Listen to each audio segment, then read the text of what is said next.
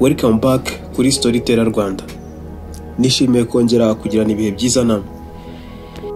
I respect so much your time. Niyo mpamvu igihe cyo gusuzanya twakigabanije. Mujye munyihanganira mu gihe ntangiye video mpita ntanga message.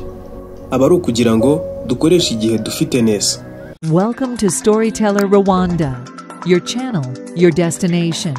We are the Shining Mountain. Together we can make it possible. Fly the dream of Africa and live the life you need.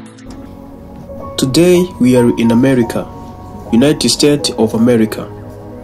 Position the housekeeping jobs in United States with visa sponsorship 2024.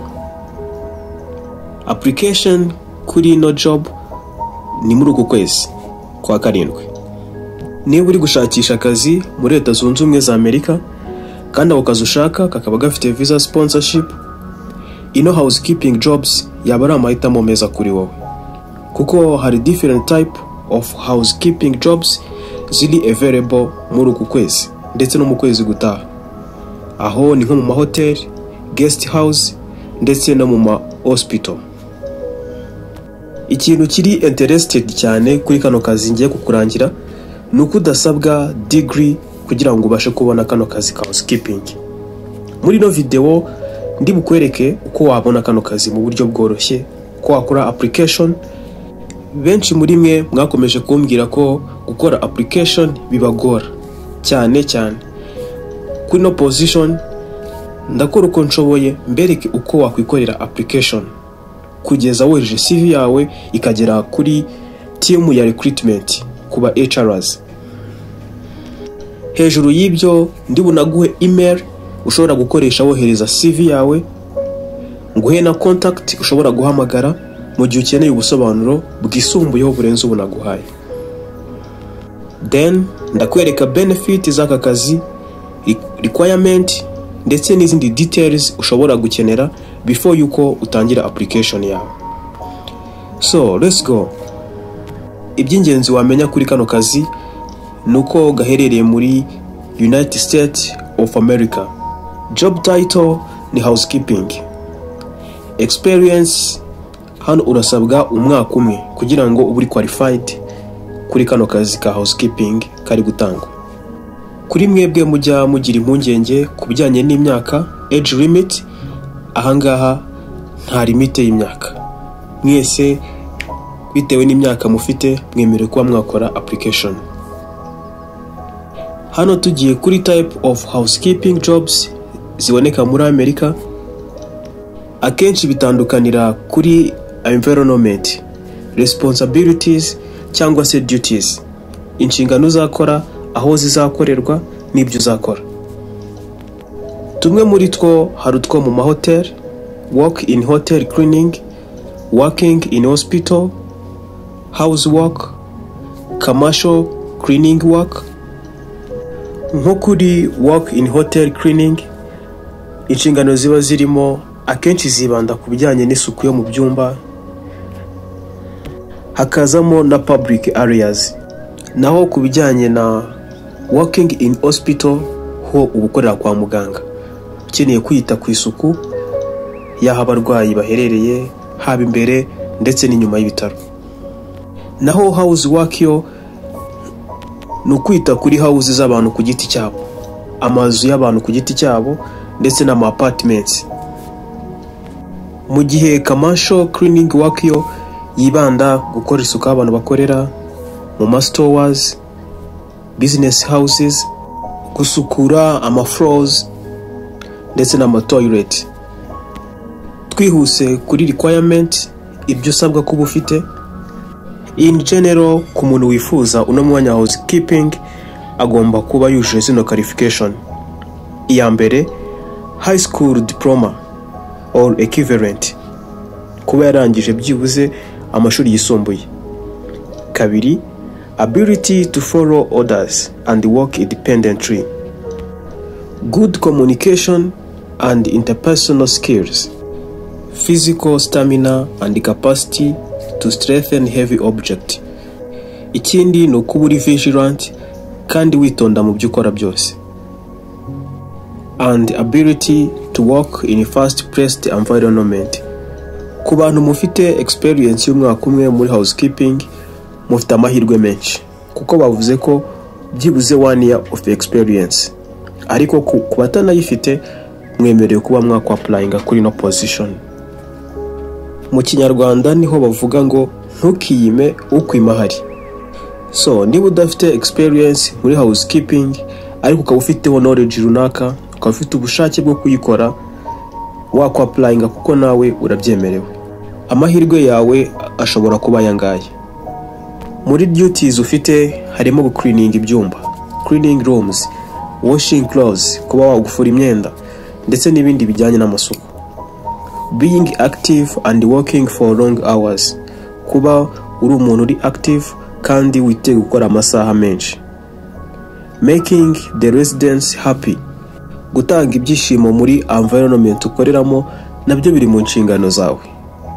Keep the house clean and hygiene, ahantu gutuma ahantu ukorera hahora hafite isuku ndetse na comfort.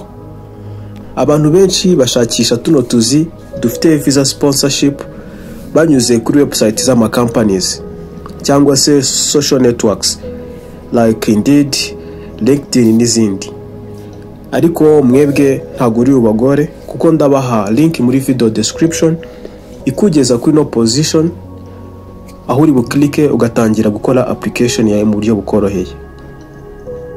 Rero mbere yuko utangira application banza urebe ko wujuje requirement z'umukoresha asaba, nubona ubyujuje utangira application yawe.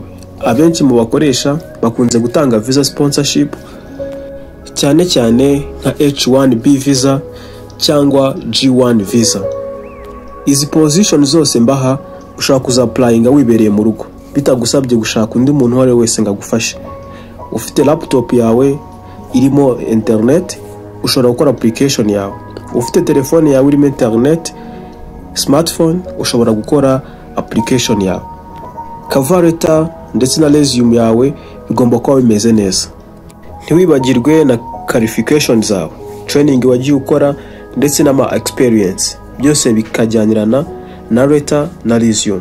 Aho nibwo uba wizeye ko ibintu byawe biri complete. Reka mbabwire no ku kijyanye n'umushahara. Kuri yo wifuza kwa applyinga kuri kano kazi ka housekeeping in United States of America, amafaranga yateganyijwe na $11 kugera ku $16 ku isaha. Ubwo rero wowe uri interested warutegereje no mahirwe ya housekeeping job especially in United States of America, this is your time. Next step njya kwereka ukuntu uri bwa applying kuri kano kazi. Shyira resume yawe hafi, shyira CV yawe hafi, ubundi nkwereke ukuntu bigenza kugira ngo ukore application kuri kano kazi ka housekeeping. Ndi bubahe link zirenga 2 kuri no position ya housekeeping kugira ngo nutibona mu ya mbere ushobora kwibona mu ya kabiri cyangwa ya gatatu. Reka duhere kuri ingi ya hotel house person, nayo ni housekeeping ariko title yayo ni hotel house person. Kuyikoraho application ni ibintu byoroheje cyane, ntago bigusaba gucreatinga account. Bamwe bikunze kubagora ariko mu byukuri ntago biba bigoye, nuko bisaba time no kumenya icyo ushaka muri rusange. Nyuma yo kubona ko benshi muri mwe bikunze kubatera ubunebwe, abandi bikabagora bitewe n'ubumenyi buke bwo kuba wakoresha computer, iyi link yo ntago iri bukugore kuko kuyapplyinga nukohereza document yawe kuri email ndi buguhe. Numara gufungura link ndi buguhe irahita ikugeza kuri no page aho uri bubone description ya position ugiye gusaba. Uyisome witonze, urebe ibyo usabwa, requirements, urebe kuzujuje, urebe duties, urebe kuzazishobora, urebe umushahara wagenwe kuri iyo position, urebe kuri fit kuri wowe kare wifuzaga, urebe na avantage uzakora muri ako kazi. Urugero nka hano harimo ko bazakwitaho mu bijyanye na life insurance n'ibindi. Numara kubisoma hasi uraza kubona ko a resume is not required for this job.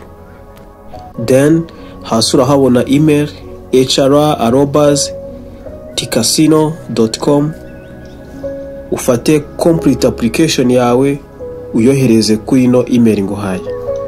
Ushobora kuba hari andi makuru runaka wifuza kumenya tutavuze muri ino video. Ino video aba ari ntoya, ifite iminota mikeya.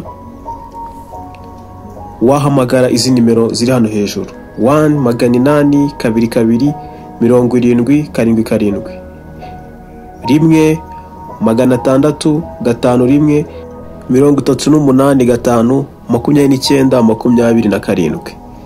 For more information, you can call those numbers I give it to you. Ikibazo wagira kuri bitumaje kuganira, ushobora kwandika muri comment, turagusubiza. Cyane abagenzi bawe bakoze application imbere nabo bagusubiza nta kibazo. Ushaka kunyandikira muri private, email yanjye narayitanze: ngabire@gmail.com. Ibitekerezo n'inyunganizi ndabyakira, ariko kubera ko email aba ari nyinshi kandi umwanya ari mutoya, izo ngerageza gusubiza nizo bafite ibibazo bikomeye cyangwa abo process zabo zigeze kure bifuza ubufasha. Biba byiza iyo wanditse cyangwa ugasaba support ubona koko kikenewe. Urugero nk'abansaba ko nabafasha gukora CV, naberetse uko bakora CV iri kuri standard. Maje gukora video zirenga 3 mvuga kuri CV. Hari na bamwe muri mwebwe babaye the chosen, twagiye twifashisha umwirondoro wabo kugira ngo twereke abandi uko bakora CV. Ubwo rero biba byiza iyo urebye video ugashyira mu bikorwa ibyo twakweretse. Gukora CV ntabwo ari ibintu bigoye, bisaba kubiha umwanya. Ndabashimiye mbikuye ku mutima uburyo mukurikirana ibiganiro dutegura kuri StorytellerRwanda, kandi mukaba mukomeje kutwereka urukundo. Nimwe mutuma dukomeza gukora. Imana ikomeze ibaho umugisha mu byo mukora. See you next video.